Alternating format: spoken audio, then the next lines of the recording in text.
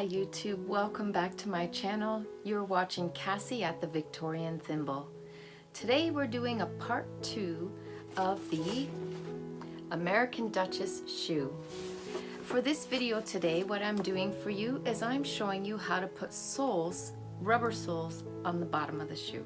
And the reason I want to do this is the best way to make my new shoes last as long as possible is to protect those leather soles with a barrier. And the barrier that I chose is rubber. And while we look at this video today, I am going to enjoy the lollipop that was included with my new shoes. Let's check this flavor out.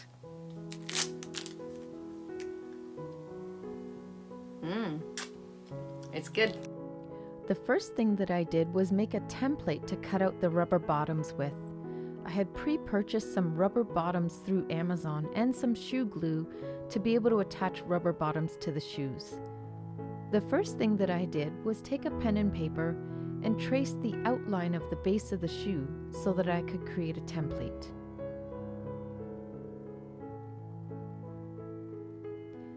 After I was satisfied with the basic template, I cut it out very carefully using a pair of scissors so that I could check my template and make sure it fits.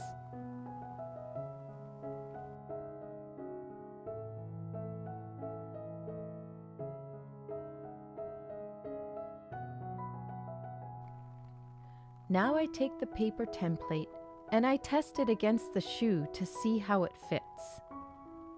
I checked all the sides and the top to make sure I was satisfied that the paper was lined up with the edge of the shoe and not really running over the edge of the shoe anywhere.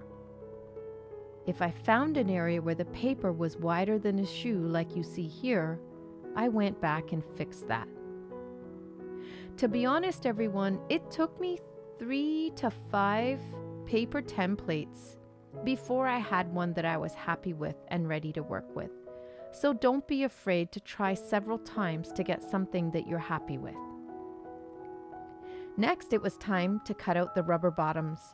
You can see by the piece that I'm using here, I had already cut out the heels because I wanted to test with a smaller piece first. Now, everyone, if you're looking at this, the scissors that I'm using are my small sewing shears. I know, I can hear the comments coming now, but I needed to make sure I had a strong pair of scissors and one of the sharpest pairs of scissors in the house to do this with. I didn't have any luck with using an X-Acto blade or a box knife, as you'd call it. And these are pretty small shears. They don't cut a lot of fabric in the hole, right? So I decided to use the scissors. And you can see from all this footage here, I traced the outline with a pen, I cut it out with the scissors, and look at here now. I'm lining it up and it looks like it's a good fit.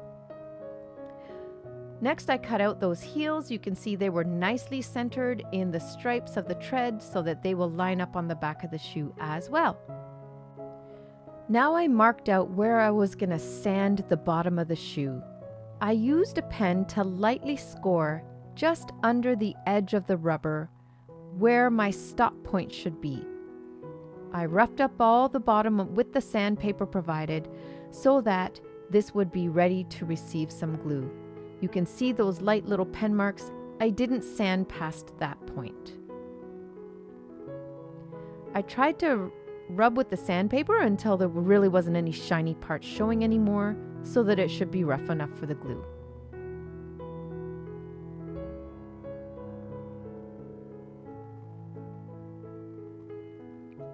Now it's time to add some glue. This is the product I bought called Shoe Goo. It is a type of glue that can be both used for repairs and projects such as putting the soles on the bottoms of shoes like this. It smells just like that model glue that people used to make their models out of, like your model airplanes and stuff when we were kids. This glue smells like that. It's got a bit of a smell to it. I used a disposable chenille stem as an applicator to spread the glue around. After I put the glue on, it's time to attach it to the shoe. So I have my shoe ready.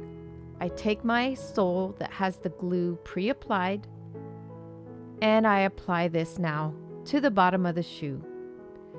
I went carefully, but I must say the shoe goo glue is kind of soft and pliable. So in this instance, if you don't have it right where you want it at the start, you can push this around and you're going to get the sole positioned exactly where you want it to be before this glue sets and cements into place.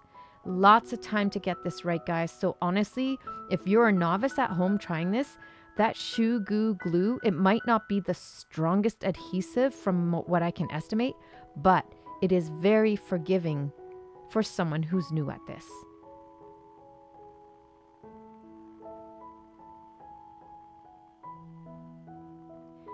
And you can see that once I had the sole attached, I did touch up the edges with some more glue to try and make those ends securely glued down so that no dirt or stones would get into those edge pieces.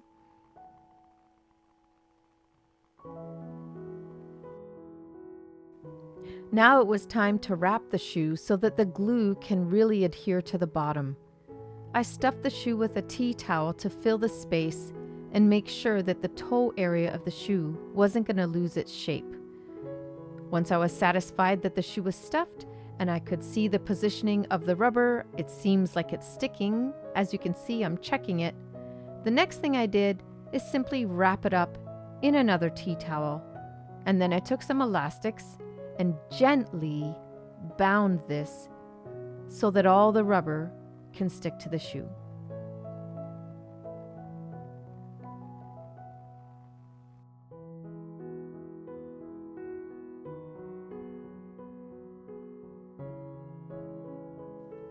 After I had glued the front of the shoe, it was time to attach the rubber heels. While I am aware, everyone, that this isn't really a necessary step, as the heel lifts are designed to be replaced as they wear down, my common sense tells me that the rubber added on top here is just going to extend the life of that heel lift even further and make for a quieter, softer walk when I'm walking around as well. So I did opt to put the heels on, and then you can see here that once I had the heels in place, I did actually spend quite a bit of time cleaning up the glue that squeezed out of the edges and double checked the work on the front of the shoe before I called it done.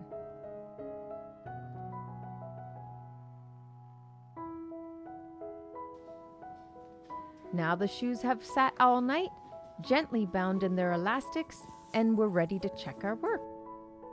And now it's morning. The shoes have been drying all night. I'm ready to check the work. I'm satisfied that things look like they have stuck down to the edges quite well. I think that the glue job has worked. Then I proceed to take off the elastics at the toe of the shoe. I can see that the shoe has held its shape, so that's a good thing. And there you are. You can see the rubber bottoms attached quite nicely. Straight, even, still looks attractive from the top. These shoes are ready to go. I waited a long time to wear these because I knew I wanted to put the rubber bottoms on first. It took me a while to get up the nerve to do this little project. But aren't they gorgeous? The American Duchess Londoner in cherry. These shoes are absolutely stunning. I can't wait to wear them all the time.